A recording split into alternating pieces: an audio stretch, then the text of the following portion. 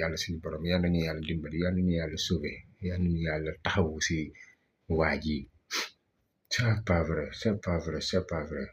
du jamais vu lii masuma kaa gis bi ma juddoo ba tey masuma kaa gis si benn dëkk mais lan moo ñu teree joxe date élection bi lan moo tax mënuñu kaa am il faut ñu dialoguer te dialogue bi certaines personnes yi nga xamante ne mënuñoo wax ak dëgg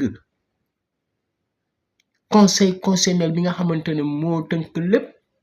mënuñu kaa sax respecté ñu la wax seen waxi bakken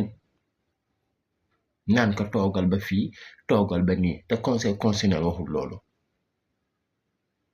il a fallu jàngu bi wax dëgg ak ibaadu rahmaan yi ñaan nañu yàlla loolu sutura waaye de li ma leen mën a wax moom mooy mois de mars bi moom lépp la leer si laa leer incha allahu rabbi caaxaan baaxul wax si Ousmane Sonko ngeen tàmbalee fexe ba xañ ka élection yi ñu ne d'accord ñu jàpp suñu date pour élection fexe ba yóbbu date bi conseil constitutionnel ne date bi nañ ko jàpp avant le 2 ngeen ne non kon foog ñu woote dialogue bi ñëw ay paa ya xamante ne kenn xamul ban monde leen bàyyi ko ñëw taxaw naan waaw date bi nañ ko pousse ñii naan 2027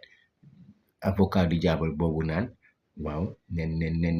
à part le 2 avril fii ngay toog article 36.2 xawma la point 2 moo la ko may yow yaa mën a wax la neex yaa